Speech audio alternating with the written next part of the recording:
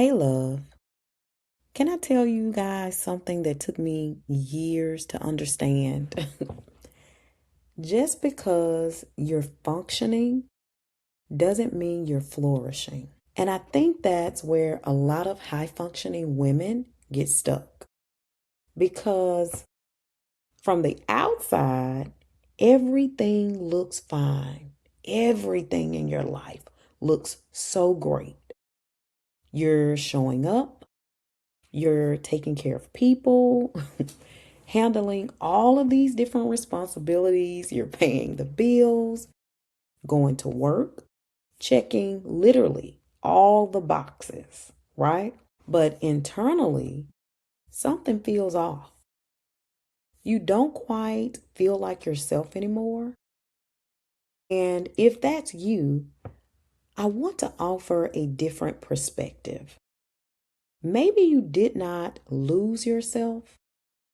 Maybe you simply adapted.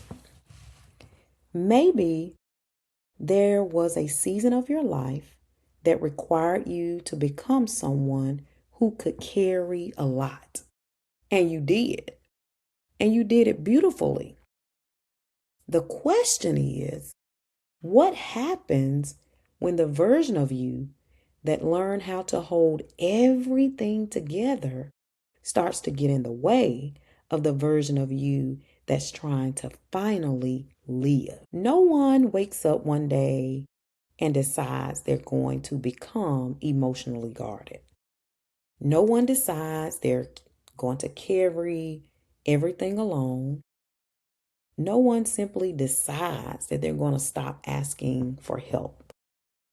Those patterns are usually born out of some type of experience, whether it's responsibility, heartbreak, pressure, disappointment, caregiving, leadership, man, simply just life.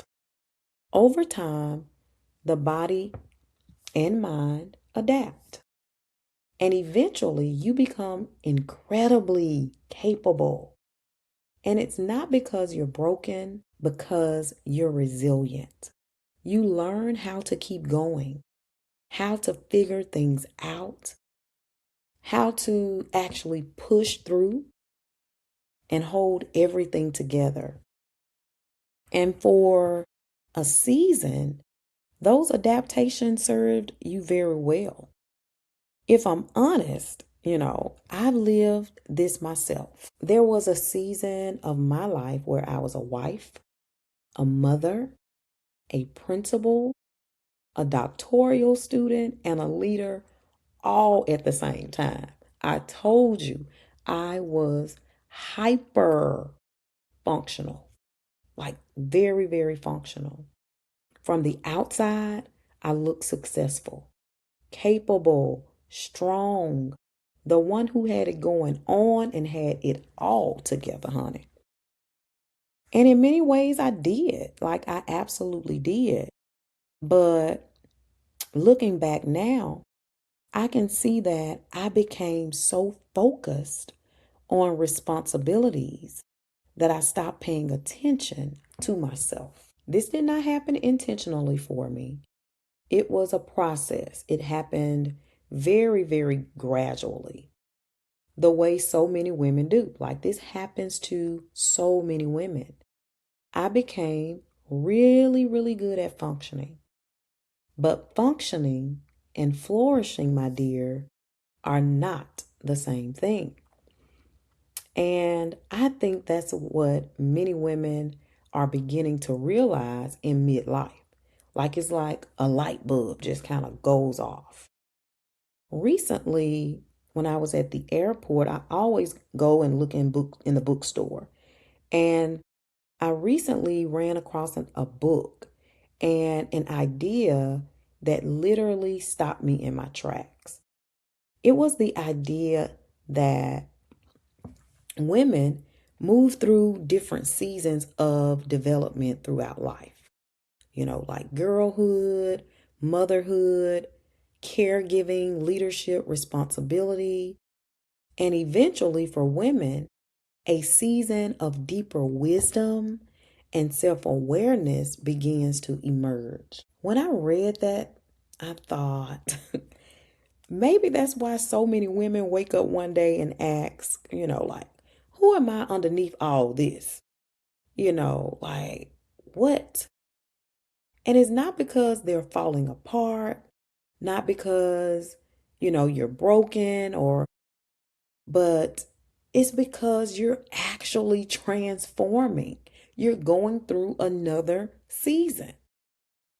The version of them that learn to nurture, manage, how to provide, protect, and carry everything is no longer the version trying to speak.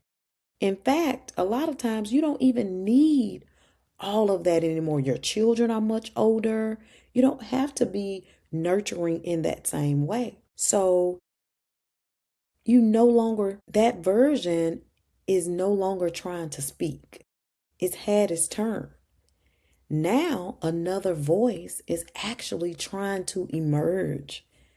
And this is a voice asking, what do I need? What do I enjoy? What brings me joy? What makes me feel most like myself? The challenge is that the version of you that learned to hold everything together, she doesn't just disappear. She stays because she believes that she's protecting you. So she whispers things in your ear like, if I let go, something will fall apart. If I stop, controlling everything, things won't get done. If I soften, I might get hurt. If I rest, I'll fall behind at something. So even when you desire peace, rest, when you desire connection or joy and softness, there's still a part of you bracing, still carrying, still preparing for something to go wrong. And again, this has nothing to do with you being broken. You're not broken because your mind and body learn adaptation before they learn restoration. And this shows up in ways many women don't even realize. You struggle to relax. You may be like me. You stay busy all the time. Or maybe you're one of those women that overthink everything. You feel disconnected from your body. Things don't look the same or feel the same. You have a hard time receiving help. Or maybe you're one that struggles to enjoy the present moment. You just can't enjoy yourself. Sometimes it even affects your intimacy. It affects your relationships. And it may even affect your ability to experience joy. Not because something is wrong with you again, but because you've spent so much time carrying that you've forgotten what it feels like to simply be. So if you recognize yourself in this conversation, I want you to hear me clearly. The version of you that carried everything, she's not your enemy. Let's give her her props. Let's give her her flowers. Let's honor her. She protected you. She helped you survive difficult seasons. She got you through things you weren't sure you'd make it through. We honor her. We thank her. We appreciate her. But let's not get it twisted. Don't let her convince you that carrying is the only way to live. Because maybe in this season isn't asking you to become stronger. Maybe it's asking you to become softer. Maybe it's asking you to become more present. Or maybe it's asking you to reconnect with the woman who has been there inside of you all along. So here's the question I want to leave you with tonight. When are you responding from protection instead of presence? When are you carrying something that no longer belongs to you? And what part of yourself has been quietly waiting? I mean, literally waiting for permission to just come forward again. Because reclaiming yourself doesn't start with changing everything. It's going to start with understanding yourself. And from that place, you begin choosing differently. One moment at a time, one boundary at a time, one act of restoration at a time, one act of reclaiming at a time. Hey, love, maybe you did not lose yourself.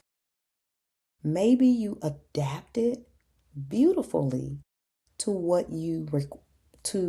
what was actually required.